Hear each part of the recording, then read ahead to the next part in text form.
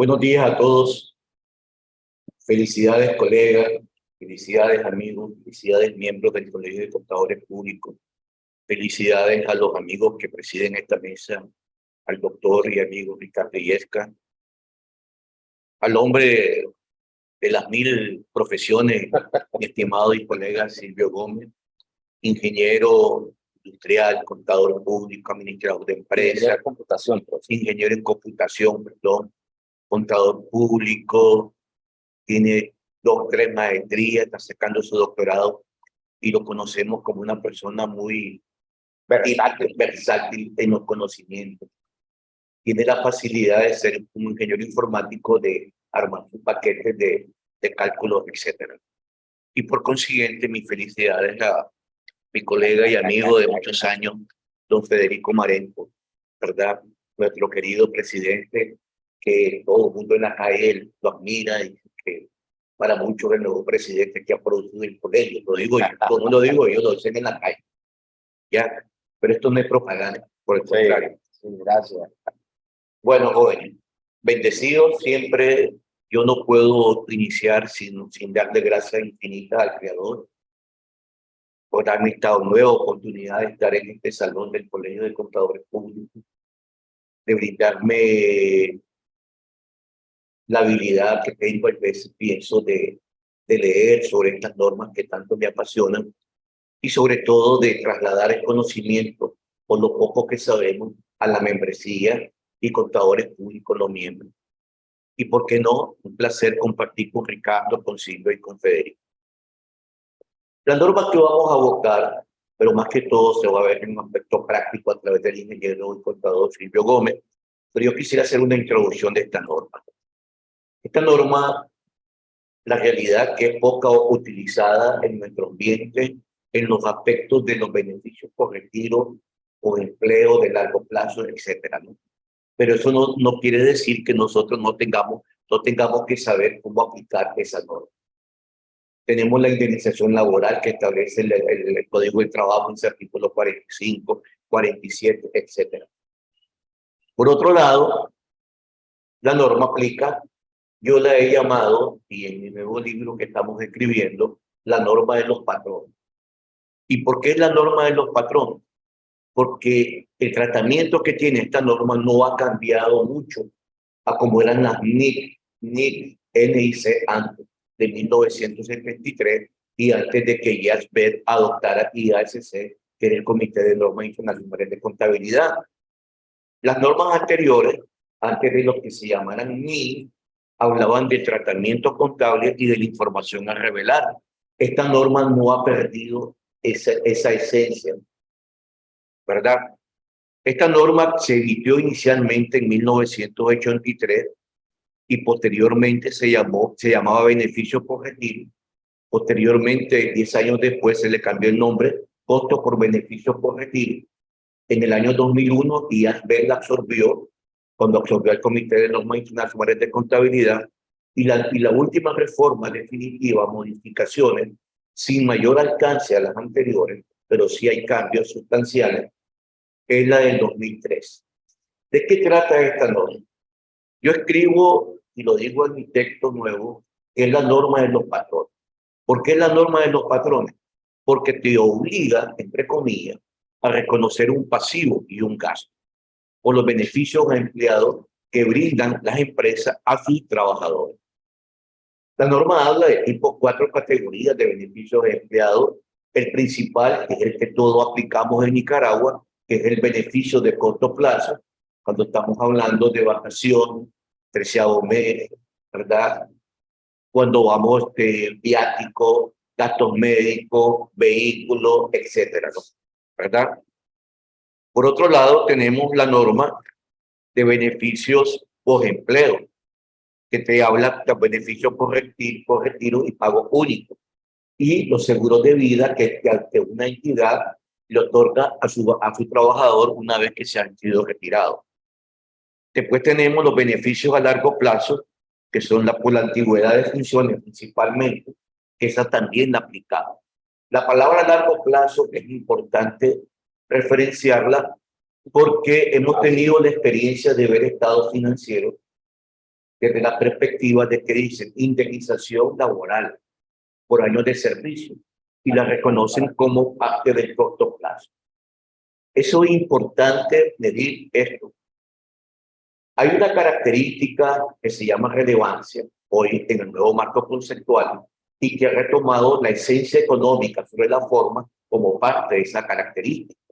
En las pymes todavía, que ya van a ser modificadas ahora en mayo, ya el original, ya va a salir como una característica como parte de la relevancia. ¿A qué me quiero referir? ¿No? La esencia económica sobre la forma, la esencia económica prevalece por la forma jurídica. No obstante, nuestra legislación tributaria nos permite deducir ese gasto por indemnización durante el periodo contable. Entonces, la norma te habla de beneficio a largo plazo. Pero entonces, ¿qué es lo que yo voy a reconocer como corto plazo? Es aquella parte que yo estoy creyendo que voy a pagar por los próximos 12 meses. Y eso es importante porque yo he tratado mucho esta norma y por lo general nadie sabe cuándo se va a retirar un empleado ni cuándo se va a morir un empleado. Entonces, por eso la norma la reconoce como parte de beneficio a largo plazo. Para las empresas gubernamentales, en la INSC sí reconoce la porción, porque como son presupuestadas que se debe reclasificar esa parte como corto plazo, están en la IX. Por otro lado, tenemos la norma por terminación de contrato. Es cuando la entidad retira al empleado o el empleado cesa sus operaciones, ¿no? Lo que le llaman por cese, etc. Es una norma hasta cierto punto compleja, como todas las NII, ¿verdad? No hay un patrón. Otro aspecto importante a retomar en esta norma que no define el concepto de empleado. No lo define. Entonces, debemos entender empleados hasta la junta directiva, empleados normales, funcionarios, etcétera, ¿no? Hay un artículo que está saliendo todos los meses, que se llama, son boletines de IFRS, ¿verdad? Sobre las mejoras de cada norma. Y ahí está claro donde dice que esta norma no indica qué es empleado. No lo tiene como un concepto. Lo que sí tiene como definición básica es el concepto de beneficio a los empleados. Y hace una categorización de 4 tipos de beneficios a empleados, ¿no? ¿Qué es lo que me gusta de esta norma? No es que retroceda, sino que es la única norma casi entre todas las 41 que hay, entre las 17 NIC y las 25, 26 codificadas como NIC, ¿verdad? Que existen ahorita como los más internacionales de información financiera, que trata desde el inicio del objetivo, que es el tratamiento contable y la información al revés. O sea, que el tratamiento contable viene desde 1973, cuando aparecieron las primeras NIC, que eran todas las normas hablaban de tratamiento contable. ¿Por qué es importante? ¿Y por qué yo le llamo la norma de los empleadores? Porque te obliga, entre comillas, a reconocer un pasivo y un gasto. Y ahí está otro aspecto importante, antes de darle la palabra ya en definitiva a Silvio, que va a ser el instructor principal de esta cátedra, la parte de la base de lo de becado. La norma te habla de gastos de becado. ¿Qué pasa? Que muchas empresas se confunden en las vacaciones, el preciado mes, el IN patronal, etcétera, ¿no? Entonces hacen una mezcla que lo consideran como retención, como está confuso el IN laboral y el IN patronal, entonces no tienen 2 códigos, entonces confunden el IN laboral y el IN patronal. La parte patronal es un gasto del empleador. Entonces tenemos que, y la norma habla de gastos de vengado y estos son gastos de vengado de corto plazo. Entonces ahí tenemos que clasificar bien todas esas partidas de corto plazo, los gastos de viaje, hospedaje, si no han sido devengados a la fecha del estado financiero, deben reconocerse como un pasivo a la fecha de los estados financieros, ¿no? Sin más preámbulo, yo le doy la palabra aquí al contador público Silvio Gómez, que es nuestro instructor principal de hoy, que es el que trae los ejemplos y una práctica de actuarial, ¿verdad? Que por la parte de los beneficios correctivos y de largo plazo. Gracias por el momento. Muchas gracias, maestro.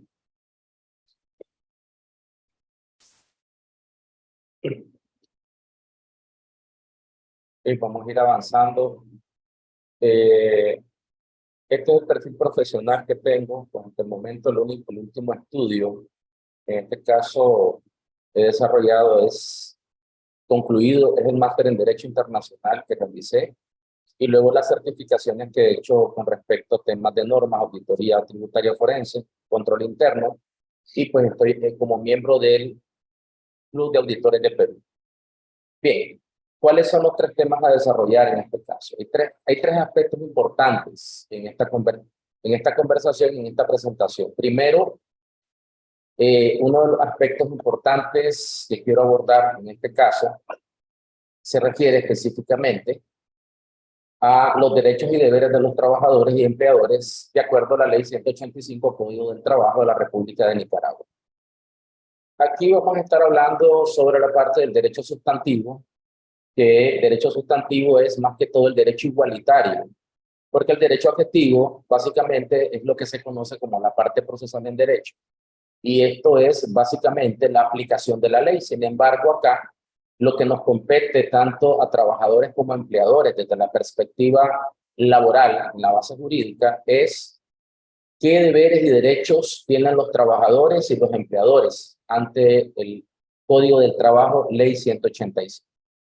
Luego entramos a la siguiente fase, como es la renta de trabajo, y esto tiene que ver con la Ley de Concertación Tributaria, sus reformas y adiciones. Aquí entra un punto de importancia, como es el reglamento, ¿verdad?, de la Ley de Concertación Tributaria, reformas y adiciones, el 01/2013, su reforma, en agosto de 2019.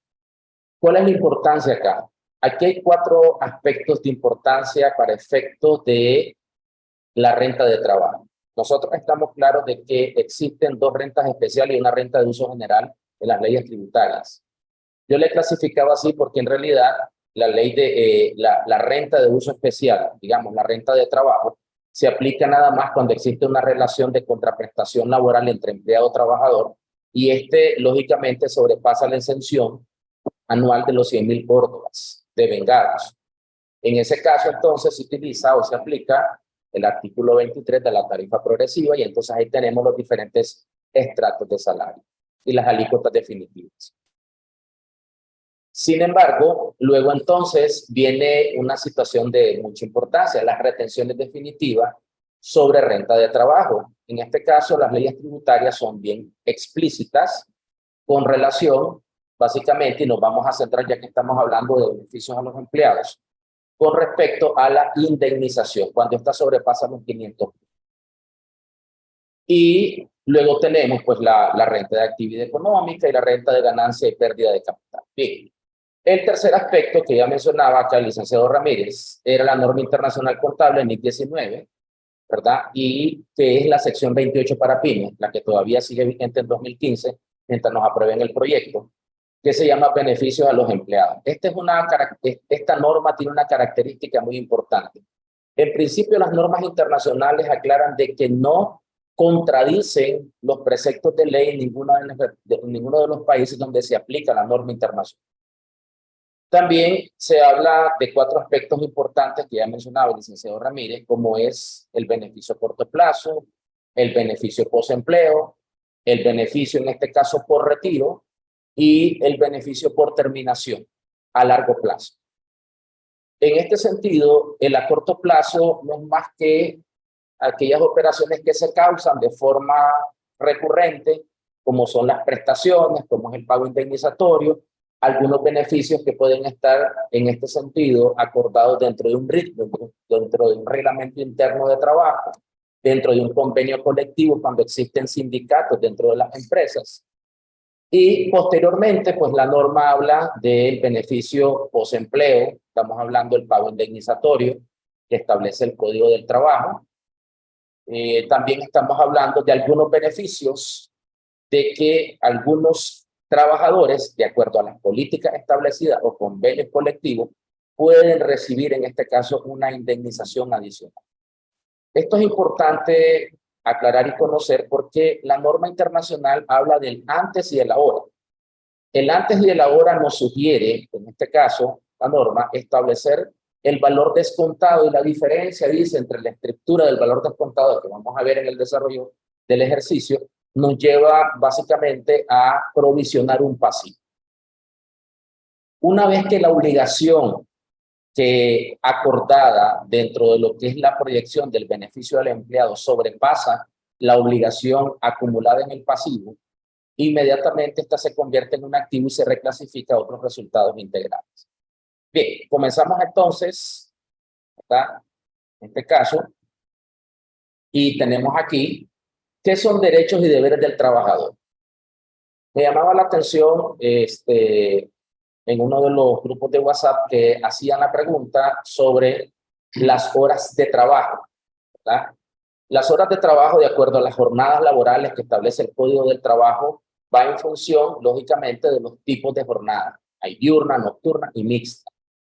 Entonces, la jornada ordinaria, que se hace 48 horas a la semana, una persona mencionaba, bueno, pero ¿qué pasa con aquellas empresas que le pagan aún al trabajador las 48, pero hacen 47, 46? Dice el artículo 2 del Código del Trabajo que es de cumplimiento obligatorio lo que establece el Código del Trabajo.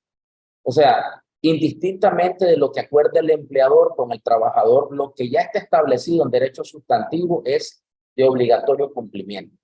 Entonces acá, lógicamente, ¿qué se considera en materia jurídica laboral los sujetos del derecho del trabajo? Hay dos personas que se consideran bastante o que son los actores principales, ¿verdad?, de esta relación que se establece a través de un contrato. Tenemos los sujetos de la relación laboral, que es el trabajador y el patrón. Y el trabajador se dice que es la persona física que presta a otra persona, física o moral. O sea, estamos hablando de una persona que tiene un estatus de persona natural, un estatus de persona natural contribuyente, o bien forma parte de una sociedad. Un trabajo personal subordinado. Por tanto, es donde nace lo que establece el artículo 19 del Código del Trabajo, que son tres aspectos importantes que determinan una relación laboral, como es la subordinación, como es el contrato y la prestación. Y en este caso, el patrón es la persona física o moral que utiliza los servicios de uno o varios trabajadores. Se dice entonces de que el sujeto del derecho del trabajo está en función del empleador-trabajador y los derechos del trabajador se convierten en obligaciones del empleador. Artículo 17 del Código del Trabajo determina, en este caso, cuáles son aquellos derechos del trabajador, pero que se convierten en una obligación para el empleador. Luego tenemos derechos del empleador, en este caso, que son las obligaciones del trabajador, que es la contraparte, que ya se establece en el artículo 18. Martín Catarino, que es un escritor sobre este tema laboral, habla de que la mayor importancia que tiene, en este caso, el empleador hacia el trabajador hacia el empleador, o sea, el trabajador hacia la empresa, en este caso, radica básicamente en la remuneración. O sea, una vez que se establece en el contrato de trabajo el tiempo, la jornada, el lugar, las actividades que va a desarrollar, en este caso, el trabajador, inmediatamente para el trabajador no queda más como punto de interés la remuneración en este caso. Otra de las cosas importantes, y aquí tenemos el trabajador y el empleador, y lógicamente el trabajador es evaluado ya a nivel interno, toda empresa, aquí es donde viene que se aplica básicamente ya el tratamiento interno. Y disculpen la interrupción, queremos darle la bienvenida a nuestro asesor de junta directiva, don Luis Corea. Bienvenido, don Luis. Gracias. Puede agregarse a la mesa. Muy amable. Disculpen, amigos, adelante, Silvio. Ok, entonces les decía de que ya una vez que se realiza o se acuerda un contrato de trabajo, entonces existen formas en las cuales la empresa utiliza procedimientos para evaluar la efectividad del trabajo. Este es otro tema recurrente y es una pregunta de forma común en este sentido que se hace en este caso el trabajador y que se hace el empleador para medir la efectividad o el cumplimiento acordado del trabajo. Decir o hablar en este caso de vieja escuela es básicamente una utopía porque no existe ni vieja ni nueva escuela. Los tiempos cambian en este caso, las formas en las cuales la relación laboral que se da entre trabajador y empleador se ha ido modernizando. Hoy por hoy, pues ya no se le llama trabajador, se le llama colaborador, aunque sigue, en este caso, desarrollando ciertas funciones. También estamos hablando ya el teletrabajo que se incrementó a través de cuando surgió el problema, en este caso del COVID-19, allá 2019-2020, y que fue un impacto económico bastante importante, un impacto económico psicológico, un impacto laboral, en este caso en el ambiente laboral que desarrollaban tanto el trabajador como el empleador, porque una de las cosas que surgió, en este caso en la relación de los actores del trabajo, es que comenzaron a dar vacaciones, pero no comenzaron a medir de cuánto era el pasivo acumulado de la vacación. Que normalmente en las empresas, ¿verdad?, que llevan un control menos formal, obvian de que ya el Código del Trabajo establece de que todo empleador tiene que establecer un calendario de vacaciones, que si la vacación o el descanso obligatorio que dice el artículo 76 no se puede acortar en ese momento, puede ser acortado en un periodo distinto, tomando en cuenta que son días de asueto, días feriados y muchas de aquellas cosas en las cuales, por la falta de conocimiento, la empresa como tal pues, carece de un control efectivo de los pasivos laborales. Luego entonces tenemos acá ya los aspectos importantes, ¿verdad? Como son el derecho del trabajo. ¿Qué dice el artículo, el Código del Trabajo? Establece 12 principios fundamentales. Yo me he centrado básicamente en los últimos 4, ¿verdad? Del 6 al 10, aunque son 12 principios, últimos 4, sin tomar en cuenta el 11 y el 12. Porque a consideración, el principio número 6 dice que las presentes disposiciones son concretas, objetivas y regulan las relaciones laborales en su realidad económica y social. Miren qué interesante esta parte, y a propósito que se hablaba en la introducción de la norma internacional contable NIC 19, en función del patrón. ¿Qué pasa en esto? Hablaba y mencionaba que Martín Catarino decía de que lo que le interesa al trabajador es cuánto va a ser la base remuneratoria de sus servicios, o sea, la contraprestación de la relación laboral. Entonces, el principio 6 es claro y dice que las presentes disposiciones son concretas, o sea, son de obligatorio cumplimiento. O sea, no es una utopía, no lo interpreto, sino que tal y como lo dice el derecho sustantivo en la ley 185, así se debe de cumplir. Objetivas, ¿por qué? Objetivas porque persiguen un objetivo. ¿Cuál es el objetivo como tal? Bueno, aquí venimos a la parte de la organización o a la parte de recursos humanos. ¿Cómo mido tu efectividad? ¿Cómo doy en este caso una política de incentivos? ¿Sobre qué lo voy a basar la política de incentivos? ¿Qué voy a considerar que es mi obligación como empleador y qué debo de considerar que es una obligación del trabajador? Y también dice que regulan las relaciones laborales en su realidad económica. ¿Cuál es la realidad económica? El valor tasado dentro del contrato a través de la prestación y contraprestación. Y social, ¿por qué? Porque el derecho del trabajo no habla precisamente de que llegas al trabajo, desempeñas tu trabajo, cumplís con un horario, sino que existe básicamente la comunicación social entre todos los departamentos de una empresa. Si no es así, lamentablemente, toda empresa llevaría un destino a la deriva. Principio 7, el ordenamiento jurídico laboral. Dice que protege, tutela y mejora las condiciones de los trabajadores. Esto quiere decir entonces que cuando existe una desavenencia entre empleador y trabajador, el ordenamiento jurídico laboral protege tanto al empleador como al trabajador. Existe también en este sentido una tutela. O sea, el Ministerio del Trabajo da tutela al empleador y tutela al trabajador en asesorarles de cuál es la mejor forma de establecer la relación laboral y cómo se debe establecer las mejoras y condiciones de los trabajadores. Ojo con esto porque es muy importante. Cuando nosotros estamos hablando de condiciones de los trabajadores, las condiciones deben estar enfocadas al puesto de trabajo y a las actividades que van a desarrollar. O sea, si mi puesto de trabajo no requiere un equipo sofisticado, en este sentido, el que el trabajador, en este caso, no lo reciba o que el empleador se lo proporcione, no es una violación a su derecho del trabajo. Y el principio 8, que es muy importante, dice de que en caso de conflicto o duda sobre la aplicación o interpretación de las normas de trabajo legales, fíjense bien, ¿cuáles son aquellas normas de trabajo legales? Nicaragua tiene convenios con la Organización Internacional del Trabajo. La jurisprudencia establecida por el Tribunal Nacional Laboral de Apelaciones en sus diferentes sentencias.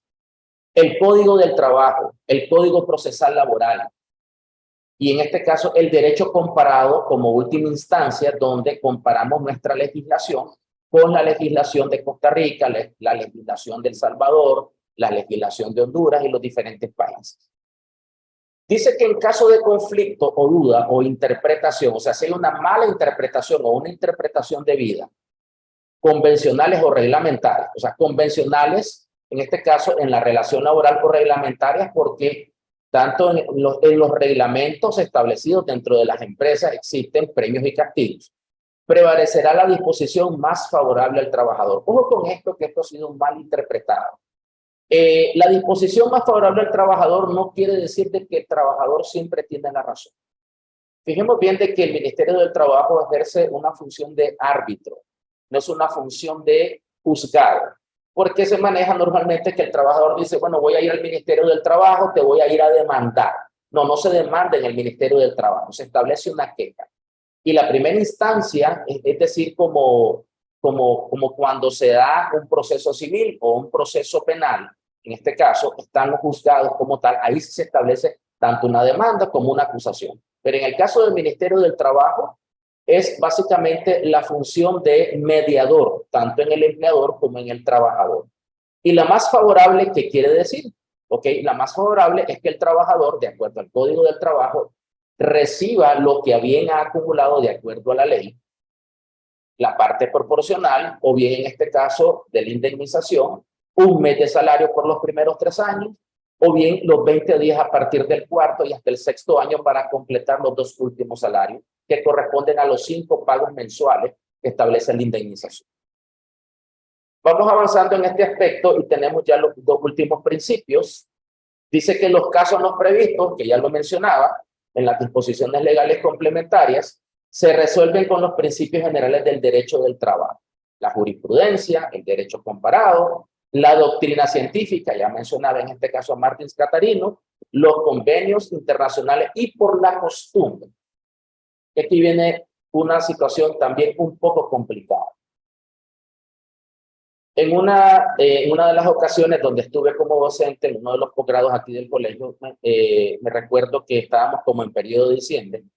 Me decía un colega, en nuestra empresa nosotros dimos una gift card. Ajá. Esta gift card es sujeto a retención. Le tengo que deducir el INS laboral a la gift card.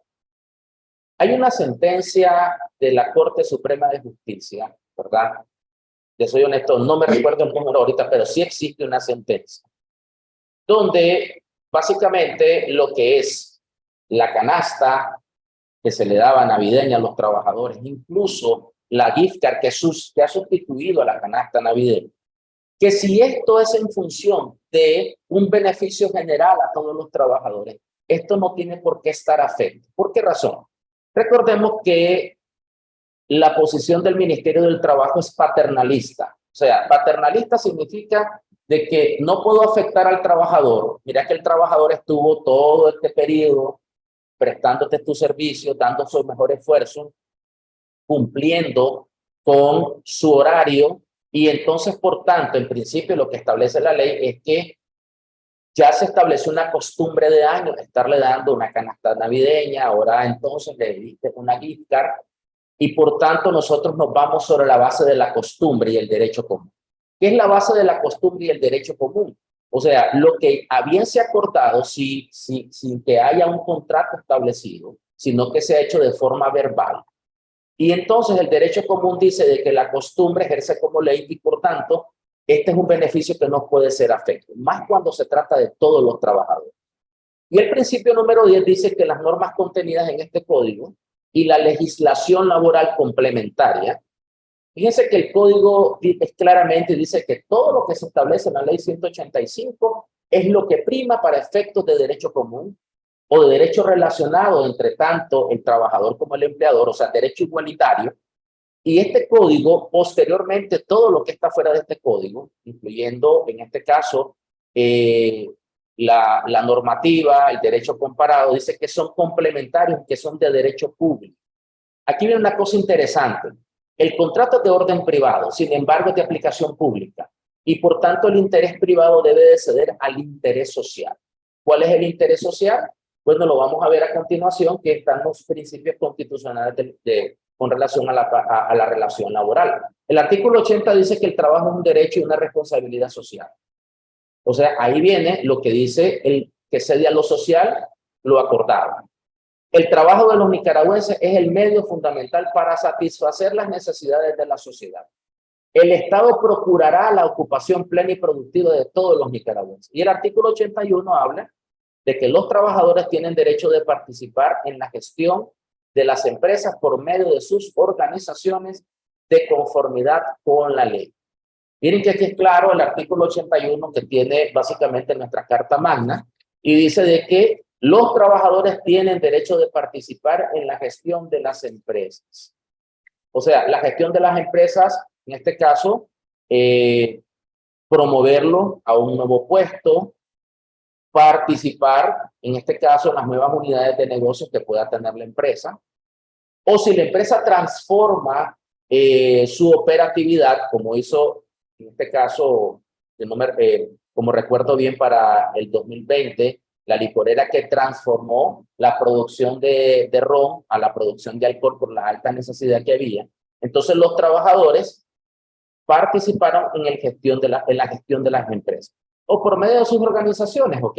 Aquí viene una pregunta importante. ¿Los trabajadores tienen derecho a formar un sindicato? Sí, es un derecho que está establecido dentro del Código del Trabajo. Eso no quiere decir, ¿verdad?, de que se malinterprete la conformación de un sindicato, sino que el sindicato vela, en este sentido, de la mano junto con el empleador, el mejor beneficio al trabajador.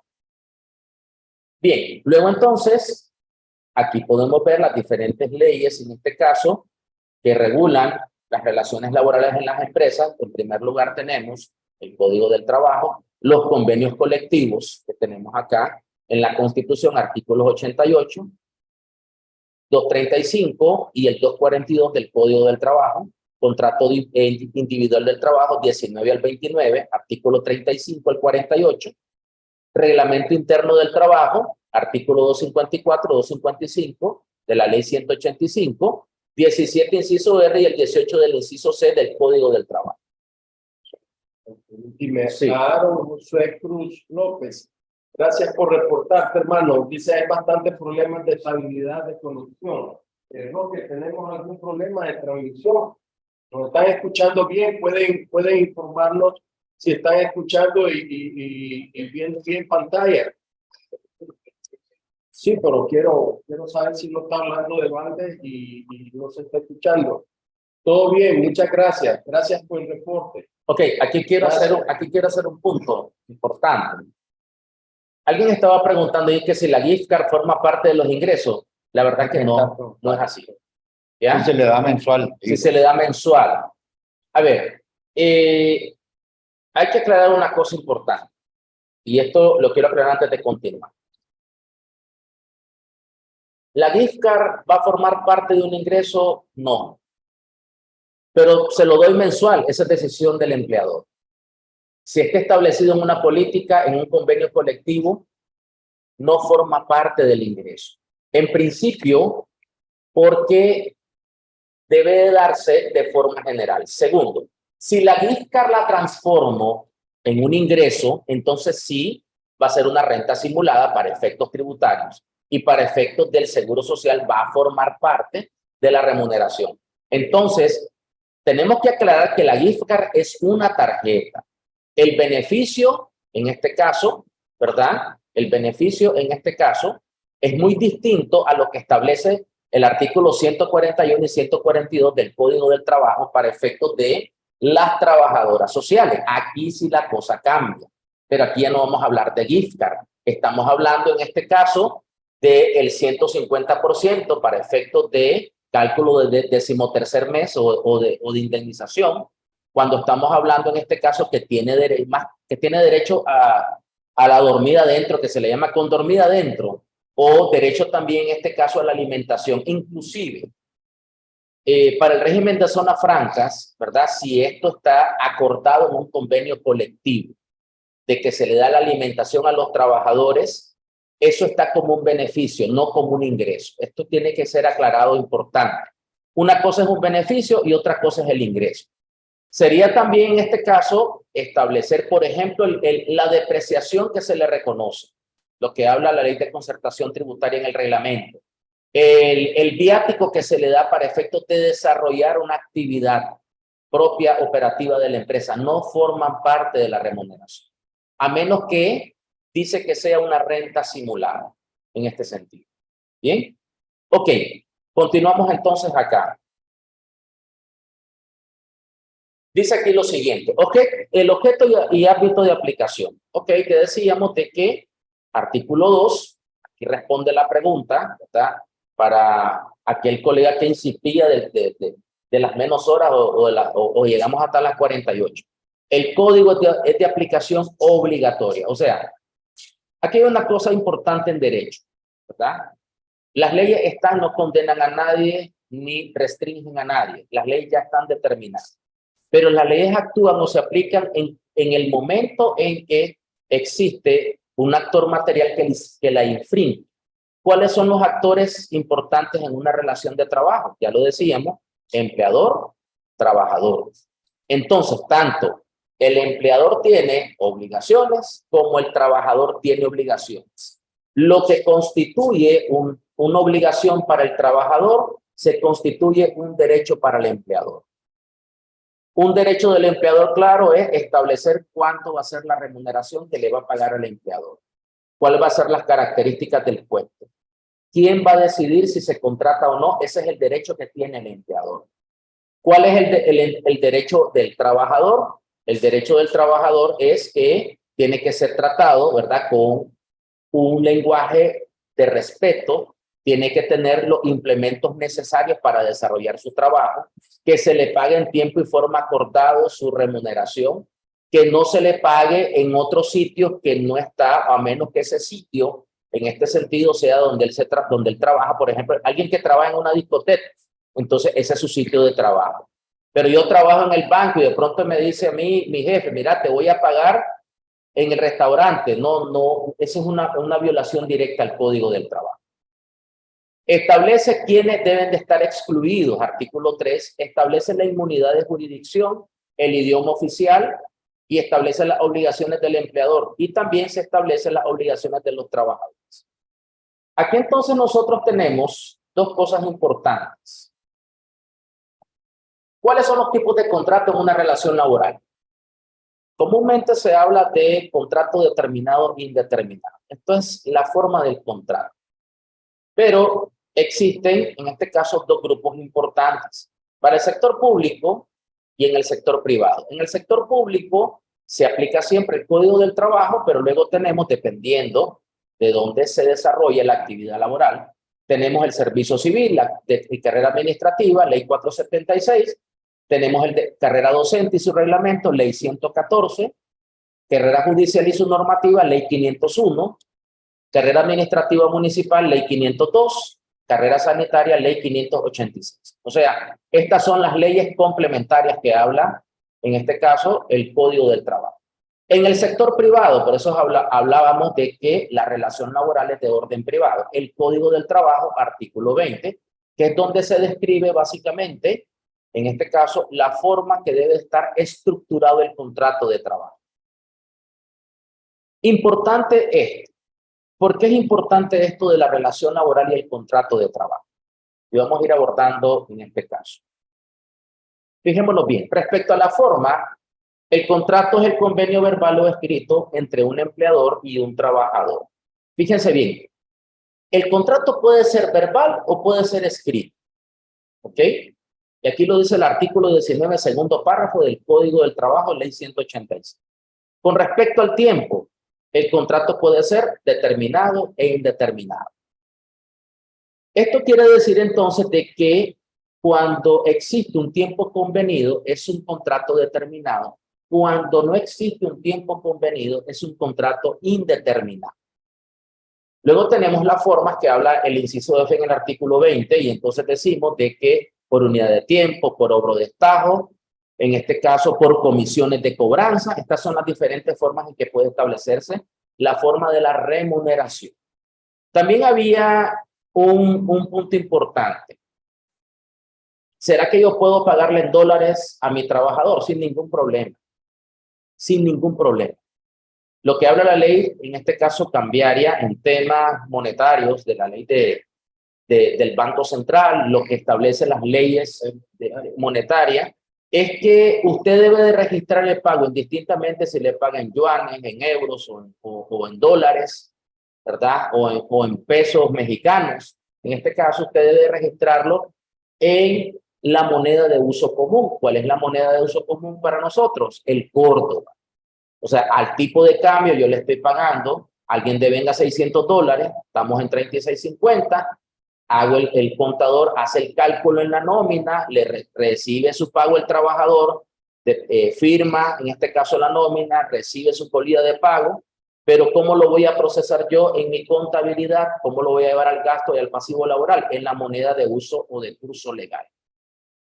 Así que no quiere decir de que porque yo le estoy pagando a alguien en moneda extranjera, queda anulada la forma de tratar o de registrar, en este caso, el pago del trabajador. Luego entonces tenemos aquí que un contrato de trabajo debe de ser considerado de acuerdo al tiempo para concertarse verbalmente cuando este trabajo tiene tres características importantes. Primero, cuando es en el campo. Segundo, cuando es un trabajo doméstico. Tercero, cuando es temporal, ¿verdad? Y esto no sobrepasa 10 días. ¿Qué pasa cuando sobrepasa 10 días? El empleador está en toda la obligación de extender una carta para establecer o hacer constancia de que existe una relación laboral. Dice Yarlin, si un trabajador está en un periodo de prueba, en un término de 15 días, este trabajador se enferma y le da un reposo de 15 días, pregunta, ¿puedo dar por terminado el contrato porque no cumplió? A ver, lo que dice, esto ya es más un tema, Yarlin, de seguridad social que laboral. Pero bien, en este caso, el Código del Trabajo establece un periodo de prueba de 30 días. Segundo, el que tengas un periodo de prueba no quiere decir de que el trabajador no pueda estar asegurado, ¿verdad? El mismo sistema, el sistema de autodeterminación del INSS, en su sistema que ellos tienen, usted puede ir al INSS y puede en este caso asegurar al trabajador por un periodo de 30 días e inmediatamente el mismo sistema lo expulsa, ¿verdad? Cuando se termine ese periodo, y este trabajador que porque se enferma puedo dar por terminado. No puede dar por terminado hasta que concluyan los 30 días, en este caso. ¿Ya? No se puede dar por terminado. ¿Por qué no se puede dar por terminado? Bien, porque volvemos al mismo tema. En principio no sería un acto humanitario. En segundo, va contra la ley del Seguro Social y va contra la ley del Código del Trabajo. ¿Ya? Entonces no puedo expulsar a alguien porque se enferma, porque si esto se vuelve recurrente o esto se lleva ante el Ministerio del Trabajo, entonces inmediatamente el Ministerio del Trabajo puede acoger la queja y puede hacerle un llamado de atención al trabajador. Y esto sería violatorio. Claudia dice, ¿es legal que se entregue en pagos? A ver, que no miro bien esta parte. Sí. Dice, ¿es legal que se entreguen pagos parciales en liquidación final a un empleado que fue despedido por el empleador? El empleado no renuncia, es despedido y previo al despido se envía a tomar vacaciones. No se puede enviar a tomar vacaciones después que se termina la relación laboral. Hay algo que los abogados decimos, primero en tiempo, primero en derecho. Usted lo despidió, ya se terminó la relación laboral, no tiene por qué mandarlo a descanso. Se manda a descanso cuando existe siempre la relación laboral. En este caso existe, si yo mando a un trabajador después que lo liquido a vacaciones, en este sentido, fíjense bien, primero violo el artículo 76, luego violo lo que establece el artículo 45. De hecho, ya, si yo le estoy despidiendo sin causa justa, que dice el artículo 45, yo no puedo violar su pago. Dice que inmediatamente yo tengo que hacer el cálculo inciso A, inciso B.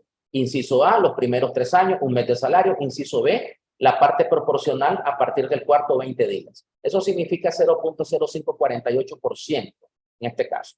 ¿Qué quiere decir esto?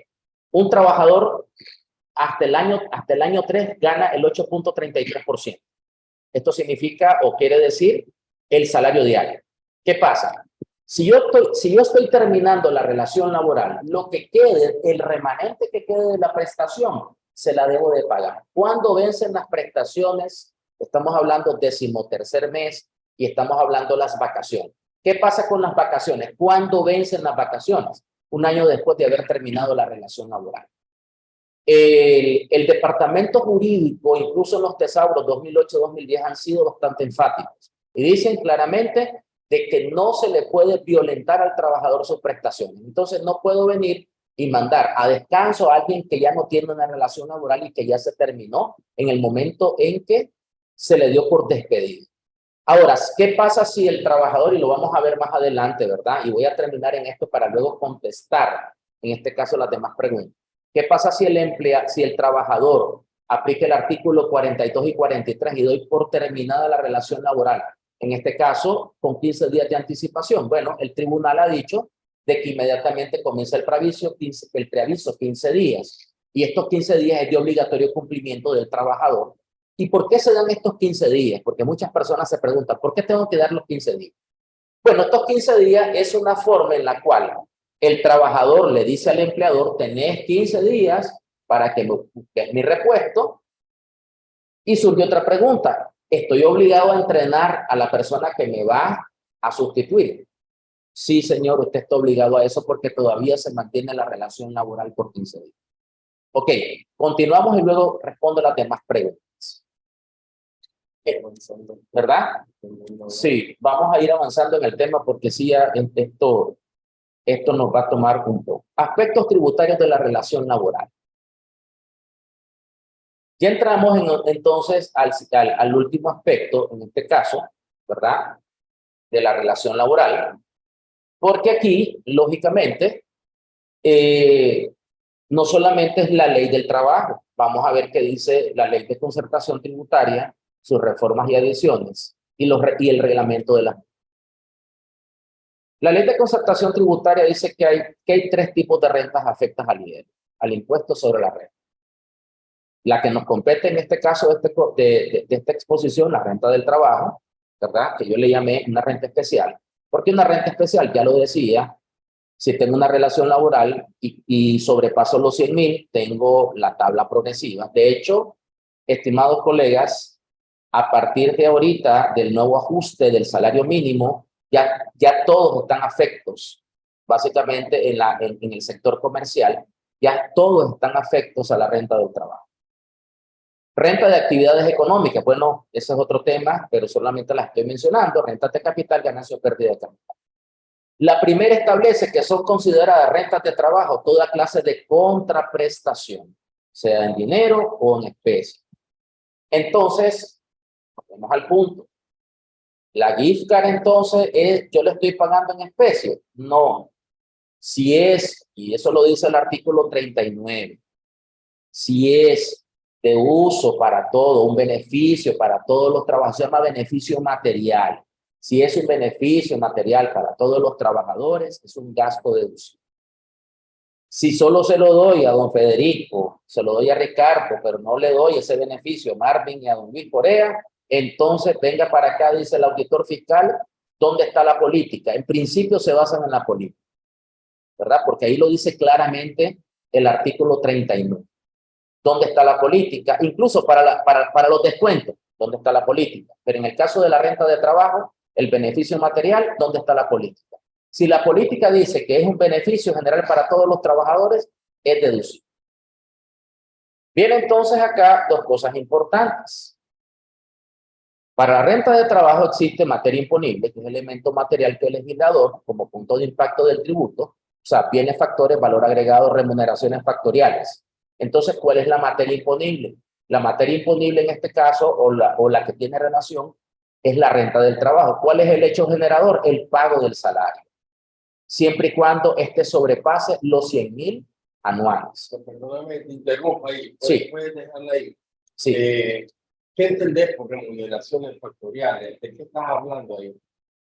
Ok, los factores quieren decir en este caso, por ejemplo, remuneraciones factoriales, zonaje, sobresueldos, horas extras, en este caso, estos son algunas remuneraciones factoriales que se agregan a la base salarial o bien comisiones que se agregan a la base salarial. Pero esto no está en la ley. Eso en la ley. Remuneraciones factoriales no es un término que lo agarraste en la ley. No, es un término general que está, correcto, así es, no es un término que esté en la ley como tal. Por eso cuando se aplique el artículo 19, que más adelante lo vamos a ver, del reglamento, estamos hablando que todo aquello complementario al salario ordinario se considera un extra sueldo para efectos de cálculo de retención. Ok, miramos entonces qué dicen los contribuyentes de renta de trabajo y cuáles son las características. O sea, aquí se considera contribuyente a las personas residentes y no residentes naturales. Ambas personas tributan cuando éstas reciben contraprestaciones devengadas o percibidas. Importante, estos dos términos en las leyes tributarias vigentes. Devengado y percibido, ¿qué quiere decir? El principio contable devengado o percibido, pagado de inmediato o cuando se cumple, en este caso, el pasivo laboral acumulado. Los contribuyentes no residentes que obtienen rentas de trabajo tributaria en forma separada por cada una de las rentas totales o parciales. O sea, quiere decir que existe, y aquí volvemos a la parte factorial que mencionaba, si yo no soy un residente, pero aparte de esto recibo un beneficio monetario, no un gasto, por ejemplo, no una depreciación, no un viático, sino porque en este caso yo estoy aquí y entonces por ser extranjero tenés un incentivo adicional o tenés una remuneración adicional, esa sería la parte factorial. El impuesto se causa cuando el contribuyente tenga derecho a exigir el pago de la renta, ingreso. Ahí se causa, en este caso, el derecho, el impuesto que en este caso se genera por el derecho a exigir el pago de la renta de trabajo. Ese es el hecho generador. Ese es el hecho generador, correcto. Entonces tenemos acá, ¿verdad?, las retenciones definitivas en la renta de trabajo. ¿A qué se aplica únicamente las retenciones definitivas? Cuando la indemnización sobrepasa la base imponible de los 500.000. Ojo con esto que es bien importante.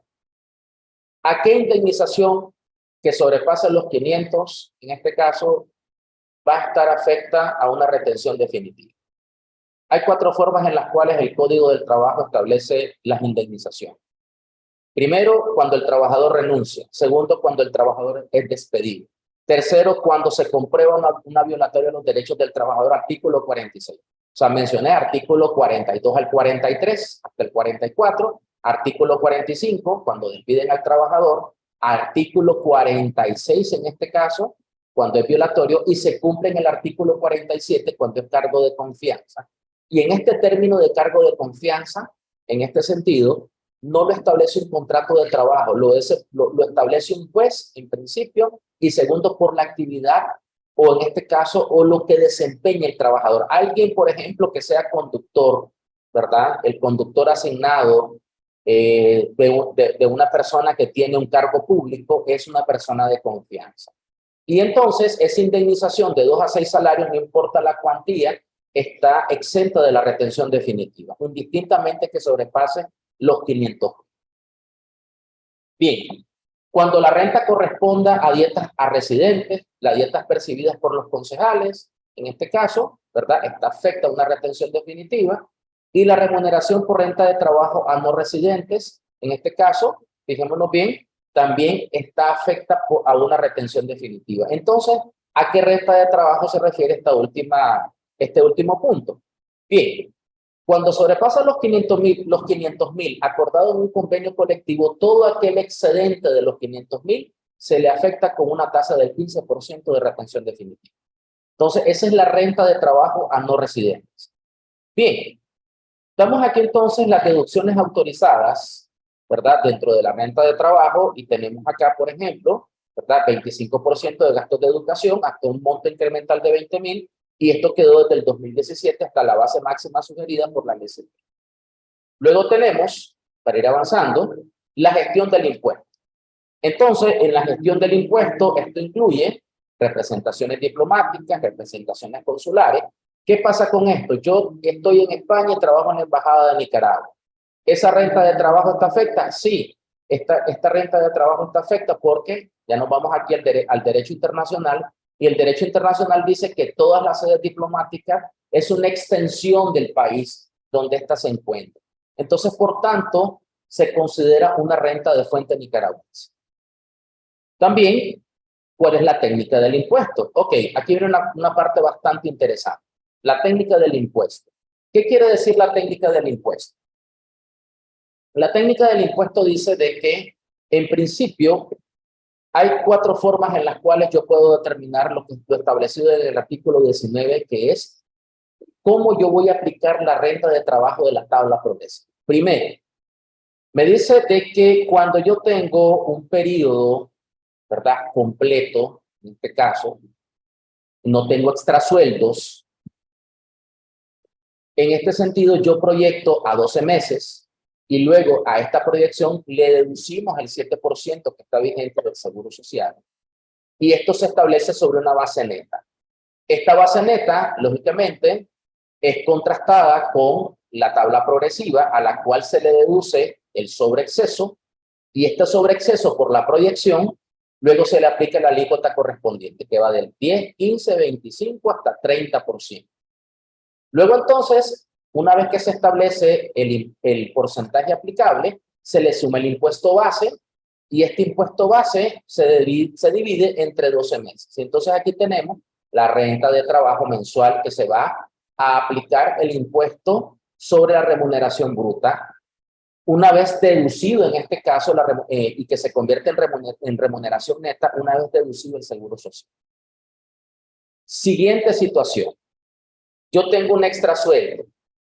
Ok, ¿qué me dice en este caso o qué me sugiere en este caso el artículo 19? El artículo 19 dice que debo de realizar el cálculo correspondiente sin extrasueldo y el cálculo correspondiente con extrasueldo. Una vez que yo proyecto, le debo de sumar el extrasueldo. Esto forma parte de la base gravable o la remuneración bruta gravable. Le deduzco el Seguro Social y luego entonces le aplico toda la técnica del impuesto. Tabla progresiva, sobreexceso, porcentaje aplicable, impuesto base. Y luego dice que al valor anual determinado, ¿verdad?, que tiene sobresueldo, y al valor anual del impuesto determinado sin sobresueldo, establezco una resta. La diferencia que yo tenga, en este caso, se la sumo al impuesto mensual, que ya calculé sin sobresueldo, y ese va a ser el total a deducirse en este sentido. ¿Qué pasa entonces cuando hay un cambio de salario? Ok. El artículo 19 dice que cuando hay un cambio de salario, primero hago el cálculo, ¿verdad? Hago el cálculo de los meses correspondientes antes de el incremento salarial, y hago posteriormente, en este caso, el cálculo correspondiente a partir del ingreso salarial. La resta de esto lo constituye, en este caso, la resta tanto de la proyección anual sin el incremento con el valor acordado o proyectado anual.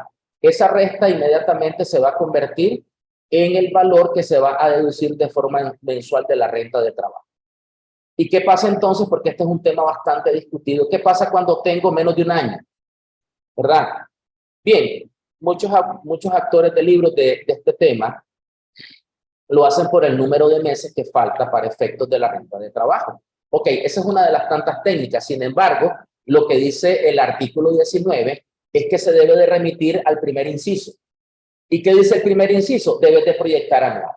Si hay una sobrerecaudación de parte del empleador al trabajador, es por eso que el contador en el proceso de la conciliación fiscal debe de conciliar las 3 rentas: renta de trabajo, actividades económicas y la renta de capital. Si en la renta de trabajo se le dedujo al trabajador un sobreexceso, entonces el empleador debe de darle una carta al trabajador para que éste vaya a la administración tributaria a solicitar su reembolso.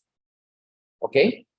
Tenemos entonces, aquí tenemos también, hay una cosa importante que ya mencionaba, ¿verdad? Los tipos de indemnización no afectan a la retención definitiva por renta de trabajo.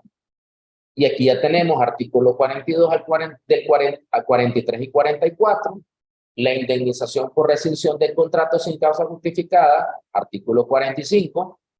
Por una acción prohibitiva violentando los derechos del trabajador, artículo 46.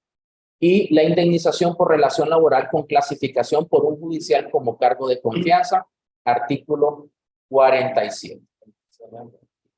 Ok, vamos a ir cerrando, ya entramos aquí ya a la parte final, que es la norma internacional de contabilidad, sección 19, beneficios a los empleados. Ya mencionaba en este caso el maestro Marvin Ramírez, y aquí lógicamente tenemos los beneficios, en este caso, ¿verdad?, que habla la norma. Son 4 beneficios importantes. Beneficios a los empleados a corto plazo. El acápite 19, numeral 5, literal A, establece de que los beneficios a corto plazo, ahí tenemos salarios, tenemos prestaciones, en este sentido. Beneficios post-empleo. ¿Qué son los beneficios post-empleo? Como su nombre lo indica, el antes y el ahora. Si el trabajador tiene un beneficio de un seguro, ¿verdad? Si este puede ser un seguro contra muerte, contra accidente o un seguro médico, y posteriormente, después de haber terminado la relación laboral, lo mantiene como un beneficio, ese se considera un beneficio post-empleo. Otro beneficio de los empleados a largo plazo, estamos hablando de lo acordado en un convenio colectivo, ¿verdad?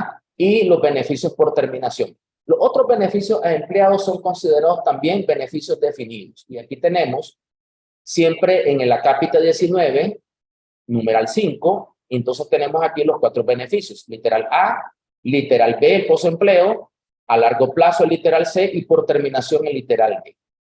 Ahí, permítame, quiero hacer un comentario y una explicación. Sí.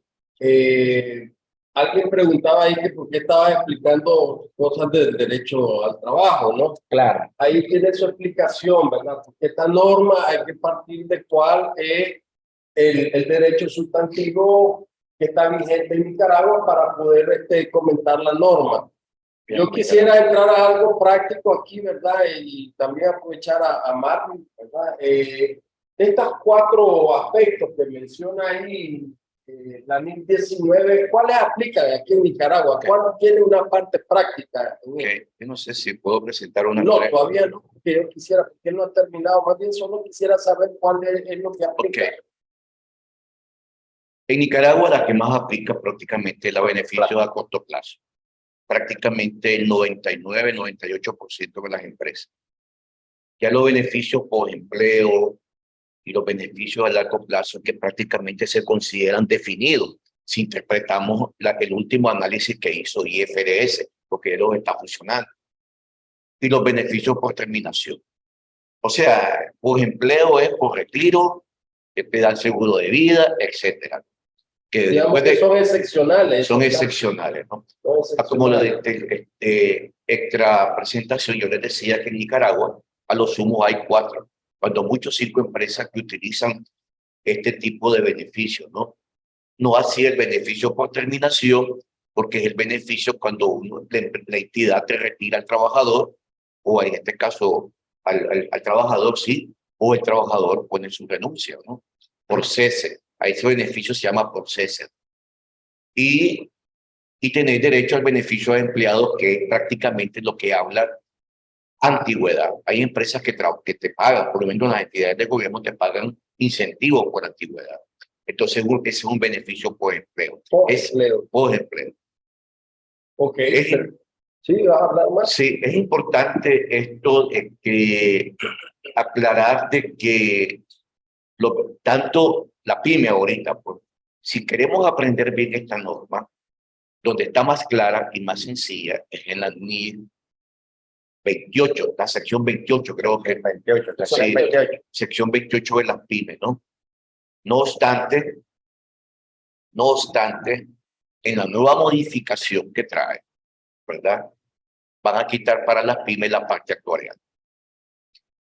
Ahorita sí aplica como están.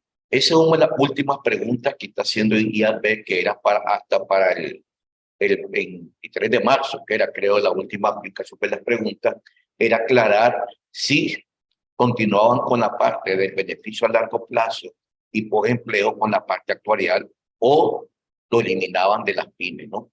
Porque es bastante complejo. ¿Por qué? Porque las pymes no dan, la mayoría de las pymes no dan este beneficio, ¿ya? Por otro lado, hay que entender una cosa importante, ¿no? En las vacaciones de largo plazo. En el caso, ahí hay la diferencia y lo que yo explicaba al inicio, de lo que prevalece la norma, la esencia económica sobre la forma. En la parte jurídica está el Código del Trabajo, dice que las vacaciones deben de ser anuales, esto, lo otro. La norma te hace un traslado en los beneficios por empleo de las vacaciones. Cuando una empresa no puede pagar sus vacaciones dentro de los 12 meses, se puede trasladar. Eso lo establece bien la norma, ¿no? Eso es importante aclararlo, ¿no?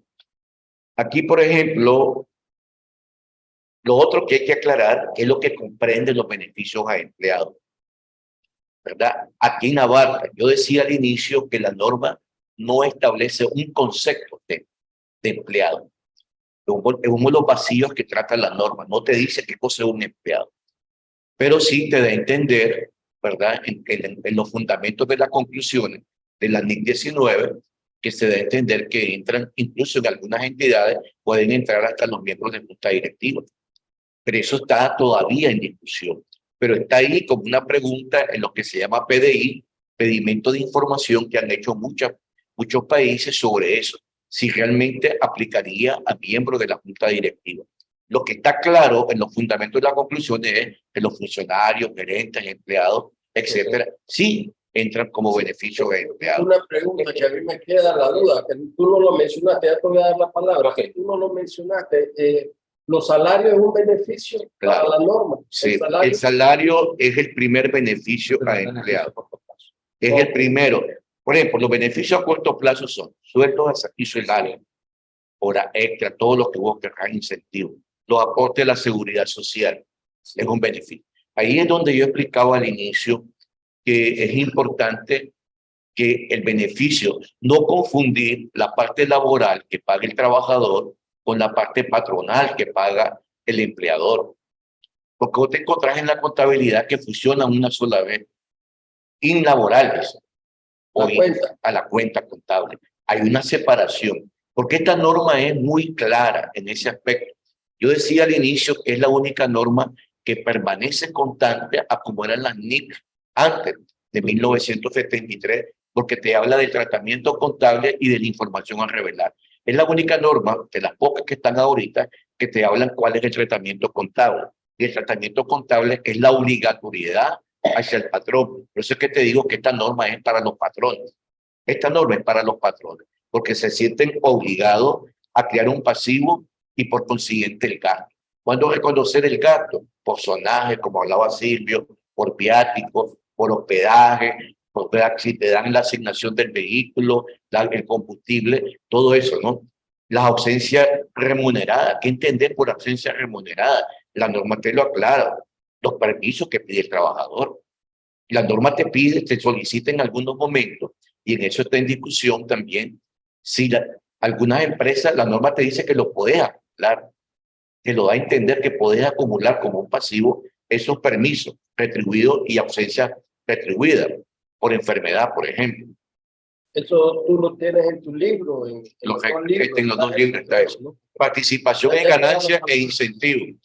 La participación, aquí no hay casi empresas que te dan participación en la ganancia, son muy pocas, pero sí te dan incentivos por otra, ¿verdad? Entonces, pues, digamos, los beneficios no monetarios son importantes, reconocerlos como de corto plazo. Por ejemplo, los gastos médicos. Si a vos te paga, está en el convenio colectivo, que la entidad, la empresa te va a asumir tus gastos médicos, un funcionario, ahí entra la parte tributaria, que a mí no me gusta confundir la parte tributaria con las normas, pero sí lo que decía Silvio es importante, la política, ¿verdad? Si vos tenés la política de resumir ese gasto médico, está en la norma, que es un servicio que se debe provisionar a corto plazo, alojamiento, el servicio de vehículos, ¿verdad? La depreciación del vehículo que te da, que vos utilizas un beneficio del empleado. Ahora que está aquí Luis Correa, a mi derecha, es importante recortar. Por eso es que esta norma te habla de dos aspectos importantes: el tratamiento contable y la información a revelar. Cuando un auditor va a revelar en la nota beneficios a empleados, tenés que ver, si bien revelar por separado los gastos de vengado, porque esta es la única norma que te habla gastos de vengado. No hay otra norma más que te hable de gastos de vengado, solamente la NIC 19. ¿Qué pasa? Vos tenés que revelar como las partes relacionadas. ¿Cuáles son los gastos que asume el patrón por cuenta de sus empleados? Por ejemplo, en los hoteles vos tenés una partida, cuando ya ubicaba hoteles, costo de nómina. ¿Cuáles son el costo de nómina? ¿Cuál es el costo que asume la empresa por mantener un empleado? ¿Cuánto te cuesta un empleado? Le pagás seguridad social, le pagás INATEC, le pagás incentivos, le pagás gastos médicos, ausencia remunerada, le pagás, le das un vehículo, le da servicios gratuitos por subvenciones, etc. Eso es una parte importante tanto para el estado de resultados como para el estado de situación. Los resultados, ok, al medir eso, los resultados que vos estás revelando, ¿cuánto te cuesta un empleado? Eso es importante, ¿verdad? Y lo otro es el reconocimiento de la parte de corto plazo. ¿Ya? La norma te habla de un pasivo y te habla, claro, de un gasto acumulado, o sea, un gasto de vengado. Después de deducir cualquier importe satisfecho. Y aquí voy a traer a colación a Douglas España una vez que me hizo una consulta. Está de moda en Nicaragua que salió una ley que para vivienda, que el empleado solicitaba los anticipos, ¿verdad?, sobre su indemnización laboral. Yo explicaba al inicio, con la introducción, de que la indemnización es un pasivo de largo plazo, porque la norma te habla por antigüedad. ¿Ya? Es un pasivo de largo plazo. La porción corriente del pasivo que vos vas a trasladar está solamente contemplado en la ICSA. ¿Por qué? Porque las empresas gubernamentales sí presupuestan la porción corriente que vas a pagar. No obstante, vos podés trasladar a través de recursos humanos cuando Luis Correa se va a retirar, ya llegó a los 60 años. Vos podés ya trasladar esa parte a corto plazo. ¿Cuánto es? O sea, tiene que haber una estadística. Es predecible. Es correcto. Entonces, cuando la norma te dice la deducción, entra también ahí, aunque esté en a corto plazo, cuando yo te pago por adelantado la indemnización laboral por algo, ¿verdad? La NIC 1 es clara y es un pasivo pagado. ¿Qué pasa con las empresas? Volvemos a lo mismo, que creen que es un instrumento financiero, dicen, otras cuentas por cobrar. Ricardo Illesca me debe, porque todavía, como no se ha retirado de la empresa, hay un activo por un lado y el pasivo laboral está completo. La pregunta que me hacía Douglas era la siguiente. ¿Ya ese pasivo hay que disminuirlo? Claro. De acuerdo a la NIC 1, sí, porque el pasivo ya fue pagado, ya fue desembolsado. Claro, ya no es parte del pasivo, ya lo tenés que disminuir. Porque hay un aspecto legal todavía en medio. Ahí es lo que yo valoro, ahí es lo que yo le digo, la esencia económica prevalece. ¿Ya? Ok, vamos a darle la palabra, disculpe maestro, para hacer un poquito dinámico, ¿verdad? La charla. Sí, es que una de las cosas que Marvin estaba mencionando con respecto a los socios, es que la normativa internacional habla o trata a los socios como usuarios externos de la información. Es por eso de que esa es la discusión actual en IASI, ¿ya? Porque los socios, ¿quiénes son los socios? Los socios normalmente no están inmiscuidos dentro de la operatividad de la empresa. Correcto, maestro. ¿Ya? Entonces, la operatividad de la empresa están los gerentes, están los trabajadores, están los subordinados, está todo el mundo menos los socios. Entonces, por tanto, a eso se le considera un usuario externo. Aparte que están, lógicamente, los acreedores financieros, los acreedores comerciales, que piden o solicitan información, en este caso de la empresa. Había una pregunta ahí pero para aclarar, en los fundamentos de las conclusiones no habla de socio, habla de junta directiva. Sí. Ese es todo, porque sí, no sabemos si el socio puede ser miembro de la junta directiva. Okay. Eso es importante. Ok, estaba una pregunta acá, ¿verdad? Porque ya estamos llegando básicamente a esta parte. Decía, pero ¿por qué no tomar como beneficio de empleado del INSS laboral? Es que cuando está hablándose de seguridad social y lo que se estaba aclarando es lo siguiente. En algunas contabilidades registran o llevan a la base del devengo tanto en el pasivo el 7% como el 21.5% o el 22.5% dependiendo de la cantidad de trabajadores. Entonces el auditor no puede identificar y necesita pedir cómo está integrada la cuenta. En otras contabilidades, lógicamente, lo tienen como parte de un impuesto y en realidad la seguridad social no es un impuesto, es una deducción. Que aquí viene una discusión más que todo, más jurídica que contable. Si bien es cierto, el Código Tributario, Ley 562, habla de tasas, impuestos y contribuciones especiales. Y dentro de las contribuciones especiales se menciona la seguridad social. Pero ¿qué pasa? La contribución especial es y no es. Miren que esto profesor, es bastante, ¿cómo les puedo decir? Bastante odio en esa parte. Es porque así lo clasifica el Código Tributario y no es porque el impuesto no tiene una retribución de contraprestación. O sea, usted paga el impuesto porque usted está obligado a hacerlo. Sin embargo, el seguro social, o sea, el INS laboral, yo percibo una contraprestación. ¿Cuál es la contraprestación? Ok, yo voy al médico, te van a dar solo acetaminofén. Sí, pero estás recibiendo una contraprestación. Vas a recibir el pago de tu pensión. Sí, pero estás recibiendo una contraprestación. Entonces, es por tanto de que no se puede considerar impuesto. Tener una contabilidad clasificada como impuesto el seguro social laboral es un gravísimo error. Tiene que estar dentro de algo que se llama deducciones. Entonces, aquí estoy aclarando de que a lo que se refiere es por la forma en la cual en muchas contabilidades está esta parte del seguro social. ¿Podés atender la pregunta de ahí de contabilidad? Dice Alfa Credit S.A. Contabilidad Alfa Credit S.A. A ver, quiero ver. Gracias por sus preguntas, ¿verdad? Porque también nos ayudan a hacer dinámico y demás beneficios. ¿Y los socios? Esta dice aquí, Sí, si los socios son externos. Si los socios son externos, entonces se le puede considerar a planilla salarial. O sea, es socio, es junta directiva y es trabajador. Eso es correcto, gracias a su comentario. A ver, ese término de socio externo, socio es socio, indistintamente. Y aquí me voy a meter un poco en la parte de derecho. Pero ahí es una cosa de derecho mercantil. Sí, correcto. Aquí me voy a meter un poco en la parte de derecho. ¿Qué dice el Código de Comercio? ¿Verdad? Aquí estamos hablando de que hay básicamente 4 formas de establecer una sociedad. Comandita simple, comandita por acciones, responsabilidad limitada y sociedad anónima, que es la más común. ¿Qué pasa con los socios? Vamos a la sociedad anónima. Si el socio es externo, o sea, si el socio externo es que no vive en Nicaragua, no residente, vive en España, existe una cláusula que tiene un nombre un poco chistoso.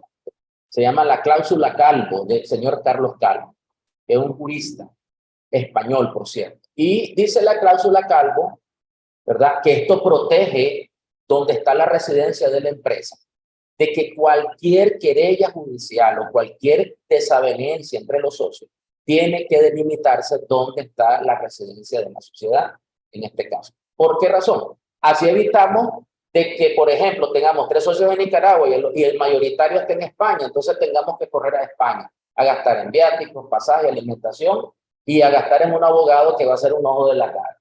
Entonces, en ese sentido, ¿verdad?, hay que dejarlo claro. Entonces, socio es socio. Ahora, ¿qué pasa si el socio es trabajador? Vamos a decir, entonces está dentro, es socio y es trabajador. Él como trabajador tiene sus beneficios y tiene sus obligaciones y derechos como trabajador, no como socio. Y hay que entender una cosa. Como socio, ¿su ingreso cuál va a ser? Bueno, su ingreso va a ser la utilidad o va a asumir las pérdidas que tengan del ejercicio. Como trabajador, va a recibir su salario todos los meses. Va a pagar sus impuestos de renta de trabajo si cumple todos los meses y va a tener que asumir su deducción de INS laboral todos los meses. ¿Ya? Eso es muy diferente.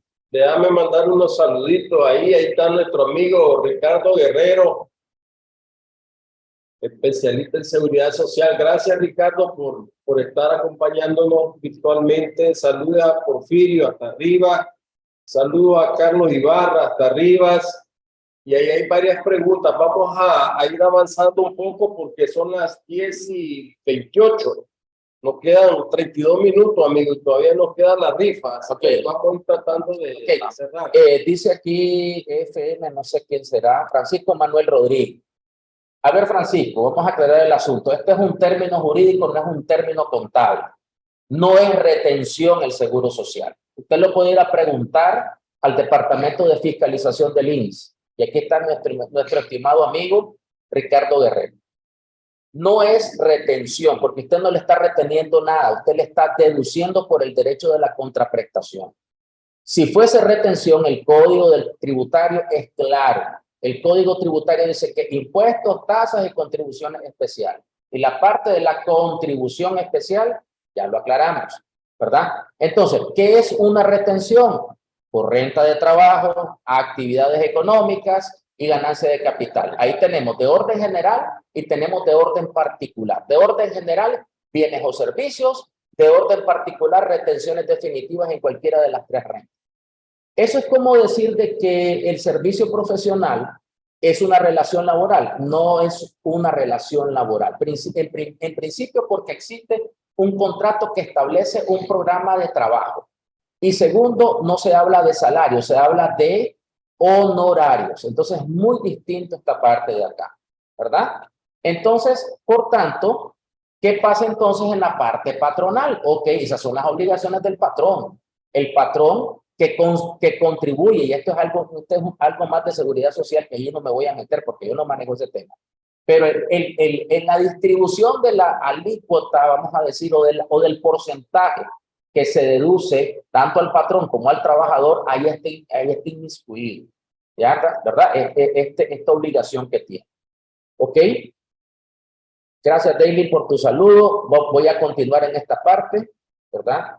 Y entonces, aquí vamos a ver exactamente qué dice de beneficios a los empleados. Por ahí hay una pregunta de que si la indemnización era un beneficio por terminación. La indemnización es un beneficio por terminación, no es un beneficio post-empleo, porque no se le va a seguir pagando a nadie la indemnización después que termine una relación laboral.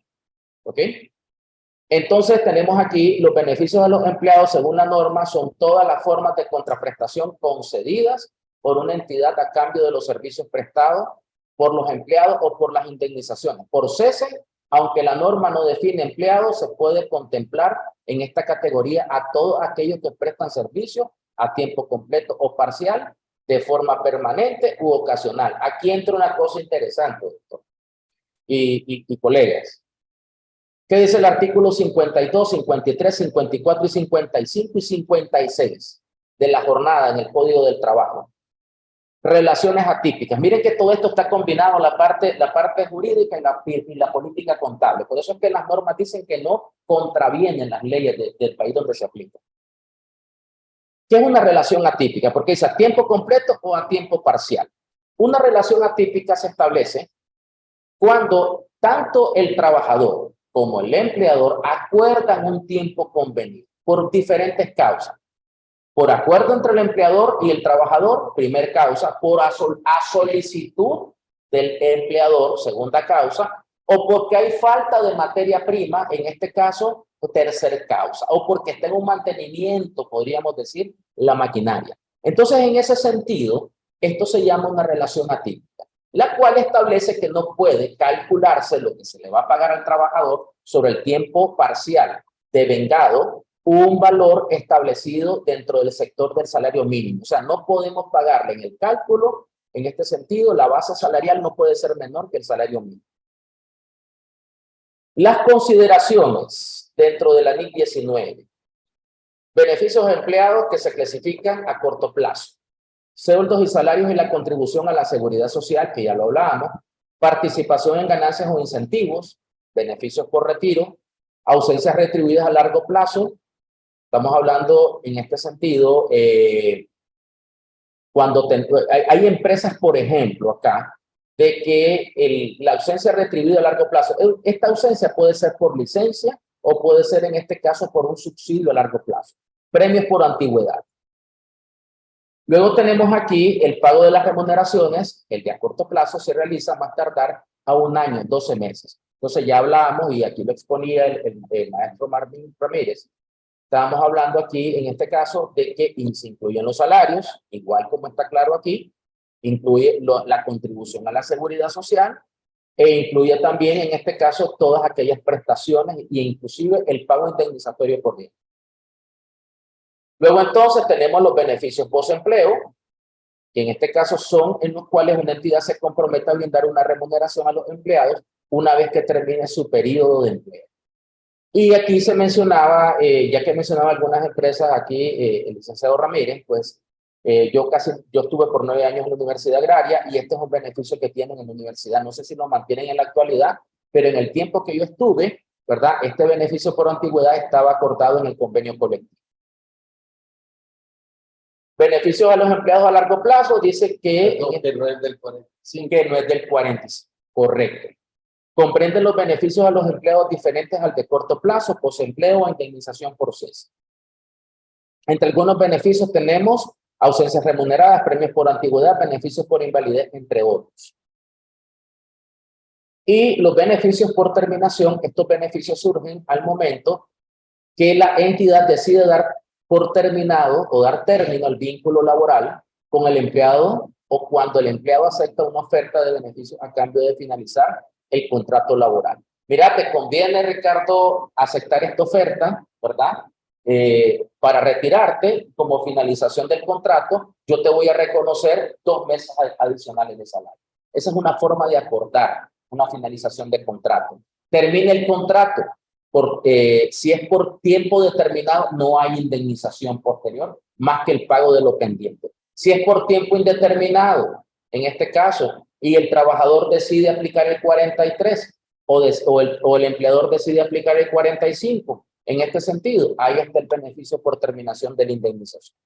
En todos los tipos de beneficios a empleados, independientemente de la categoría en que se clasifiquen, hay que tener muy en cuenta que los importes del beneficio deben ser reconocidos en el periodo en el trabajador se hizo merecedor de la contraprestación por realizar una labor. O sea, aquí donde viene lo que establece la norma, el antes, después. El antes.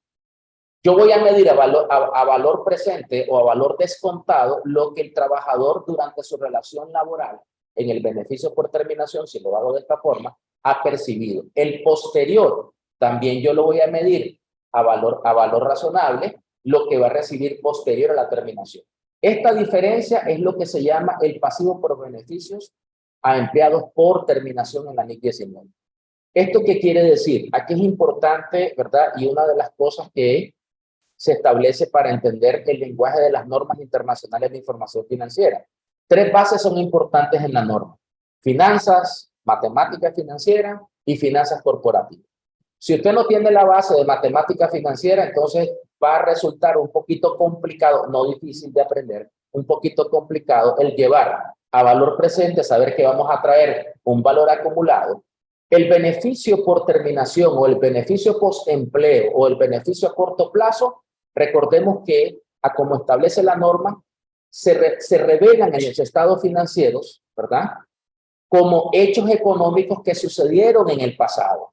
Eso significa que si son hechos económicos que sucedieron en el pasado, si yo tengo acumulado una prestación por vacaciones, o tengo acumulado una prestación por 13º mes, o tengo acumulado una prestación en la parte corriente de indemnización, ya fueron hechos económicos por operatividad del pasado, pero que ahora se revelan en los estados financieros. ¿Dónde podemos nosotros ver en este sentido cómo entender esta parte aún más? Bueno, recordemos que los estados financieros lo conforman 5 grupos y el último el último reporte que debe de entregar el contador son las notas explicativas a los estados financieros, las cuales se establecen como la nota por presentación, la nota de desarrollo o de introducción y la nota de terminación o revelación. Entonces ahí, lógicamente, en la nota por presentación o introducción, yo digo quién es la empresa, si tiene subsidiarias o no subsidiarias, si forma parte de un holding, qué tipo de normas se está aplicando, cuál es la afectación importante, material que se le llama o inmaterial, dependiendo en este caso del tipo de activo que se esté afectando. Y ahí cerramos, ¿verdad? En este caso, ahí tienen, para quienes deseen el material, ahí tienen mi código QR para los que quieren ser parte de mi red de LinkedIn, ¿verdad? Vamos a cobrar por los anuncios. Marvin, adelante, Marvin, por tu presentación. Tú tienes la presentación de Marvin. La presentación de Marvin, ya hicieron la anotación del QR ahí. Lo de los cálculos, solo dame un poquito, colegas y amigos, les explico, ¿verdad? Aquí el maestro trajo una presentación que nos podemos pasar el resto del día, sin embargo, todo esto está agendado, ¿verdad? Y no podemos. Para otra ocasión, pues siempre tienes abierta nuestra invitación, ¿verdad? Claro que sí. Como junta directiva, para que puedas venir a compartir. Adelante, Marvin. Ya le vamos a Nos presentar. quedan 15 minutos. Ya le vamos a presentar al maestro. Perdón, Marvin. La presentación. A ver. Vamos a hacer la rifa, recuérdense. ¿Cuántos minutos tenemos para Marvin? 15 minutos. 15 minutos le vamos a ofrecer a Marvin y después vamos a agarrar para 5 o 10 minutos. Para preguntas. No, ya para hacer la rifa, pues tenemos que ir cortando. Vamos a hacer la- Cortando. Hay un premio mayor, ¿verdad? La pregunta tenemos, Alguna buena que tenga. no te digo, las preguntas las podemos contestar posterior por la misma vía. Antes que nada, darle gracias de nuevo al Señor por esta oportunidad. Me acompaña siempre Luis Corea. Me gusta que esté por aquí. Don Federico y Silvio y Ricardo. Bendiciones para todos, ¿no? Jesús está con nosotros. Y de nuevo, y reitero mis felicitaciones en el Día del Contador Nicaragüense a todos los colegas, ¿no? El Señor los bendiga. Quisiera más que todo hacer una pequeña aclaración respecto a lo que son las NIF, ¿verdad? Una aclaración, ¿no? Las NIF hablan de una característica que se llama relevancia, y en las pymes se llama esencia económica, que está incluida, pero ya en el nuevo marco conceptual ya está eso aclarado. En las NIF prevalece, Trabajo, sí, en las NIF, el código laboral se le llama. en las NIF prevalece la esencia económica sobre la forma jurídica. Ninguna ley en particular puede estar por encima de las NIF. No obstante, hay algunas consideraciones que son propiamente de los gobiernos que sí se pueden considerar. Para eso está la parte de la auditoría de cumplimiento. En las NIA sí habla claro que ninguna norma NIA está por encima de las normas locales. Eso es importante aclararlo, ¿no? Y podemos verlo con el principio, la característica de la relevancia. Porque cuando nosotros decimos que los estados financieros auditados están elaborados de acuerdo a NIF, es una declaración explícita y sin reserva que la entidad ha cumplido con todas esas NIF, ¿verdad? Por consiguiente, la parte jurídica queda fuera del alcance de la norma. Y aclaro esto porque no nos podemos ir con el patrón jurídico en todo. Prevalece en algunas circunstancias, pero prevalece primero la parte económica. Veamos esto, solo voy a resumir y felicitar de nuevo a Silvio, le doy la mano por la presentación. Y es importante que, como les decía, esta es la norma que yo le llamo la norma de los patrones, porque es exclusiva para ellos, ¿no? Porque es la norma, y repitiendo lo que dije, que habla del tratamiento contable como cuando las NIF fueron emitidas en 1973, en el 93 volvió a decirlo, y estamos en el 2023 y habla del tratamiento contable. Es una de las pocas normas que habla del tratamiento contable, porque ahora las NIF están enfocadas a la revelación y presentación de los estados financieros, pero esta norma te obliga al tratamiento contable, ¿no? Es decir, el registro contable y revelación de la información relacionada con los beneficios a empleados. Y como aquí tengo al maestro Luis Corea, es decir, algo importante, cuando uno como auditor debe revelar cuánto nos cuesta ese empleado. Es importante la revelación de los beneficios a empleados, que pagar salario, horas extra, incentivos, indemnización por antigüedad, etcétera, ¿no? Es como que estuviéramos revelando las partes relacionadas. Incluso yo hago hasta una conciliación para determinar cuál es el costo que me cuesta mantener un empleado más si tengo un convenio colectivo. Ese es el objetivo de la norma, porque la norma te habla de revelar, integrar la partida, ¿no? Porque dentro del alcance, yo lo digo así, aunque la norma no lo determina de esa manera, para los empleadores. Es una norma para los patrones, ¿ya? Porque te obliga a ese registro, ¿no?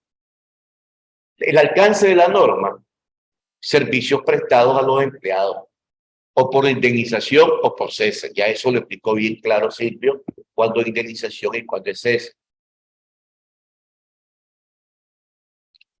Pasemos a ustedes. Yo solamente estoy haciendo un resumen de la norma, ¿no? Ahí les dejo cómo estudiar la norma. Importante, ¿no? La norma te habla de 4 tipos de beneficios a empleados. Sabemos que en nuestro medio, a lo sumo, llegamos a los beneficios a corto plazo. Y, por consiguiente, los beneficios por terminación, que es la antigüedad, por años de servicio, etcétera, que las entidades, por efecto legal del Código del Trabajo, están obligadas a pagar hasta 5 años, etcétera, ¿no? ¿Cuáles son? Beneficios a corto plazo, beneficios por empleo, beneficios de largo plazo y beneficios por terminación de contrato. La norma hace referencia en los fundamentos de las conclusiones a un nivel por empleo y largo plazo como beneficios definidos. Otro aspecto importante que les queremos recomendar como estudiar es identificar cuándo y en qué momento reconocer y medir el costo de los beneficios a los empleados. Hablamos del corto plazo, que es sobre la base de lo devengado, cómo acumulamos la indemnización laboral, cuándo debemos de reconocer. Incluso la norma permite alguna reclasificación de los beneficios a corto plazo. Y algo importante que aquí que está Luis, que siempre lo deja y está muy claro en esta norma, prevalece el juicio profesional. En todo, sin salirse de la parte de la esencia económica. Sigamos. Esa es la manera que yo le diría cómo estudiar la norma. ¿Qué son? La norma no habla de un concepto de empleo, ya lo había dicho, pero dice para todos los tipos de contraprestaciones.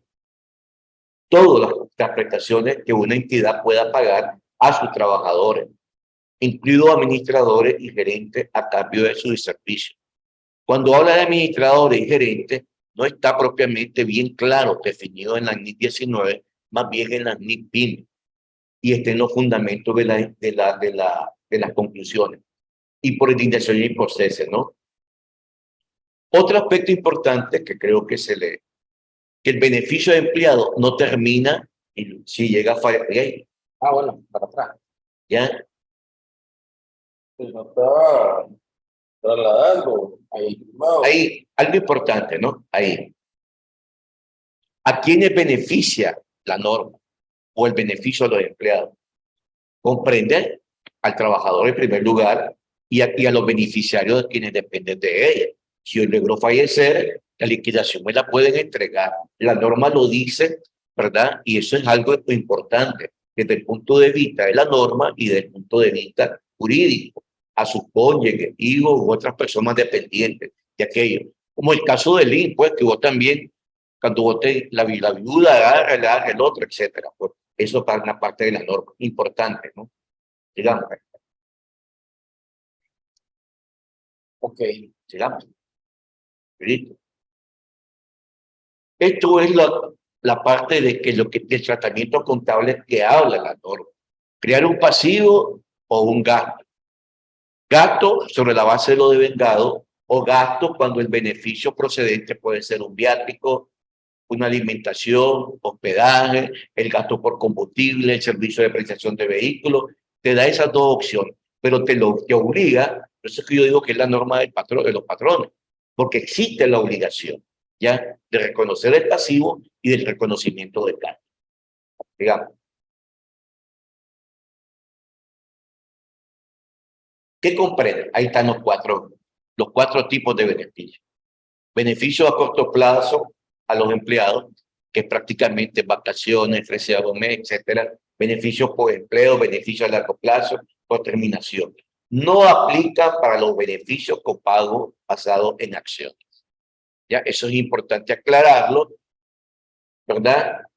¿Qué comprenden los beneficios a corto plazo? Ahí están, lo pueden ver: sueldos, salarios, aporte a la seguridad social, ausencia remunerada, que tenés derechos con permiso, retribuciones y ausencia, participación en ganancias e incentivos, beneficios no monetarios. ¿Qué es lo importante de esto? Que es un pasivo de corto plazo. Es gasto devengado, gasto acumulado por pagar, que depende del periodo, entre el final del periodo anual sobre el que se informa, en que el empleado preste el servicio, y la fecha que se espera que se liquide.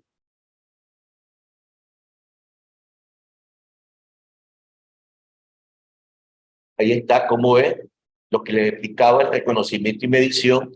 Creo que yo lo he resumido sin ver la lámina. Claro. Sigamos.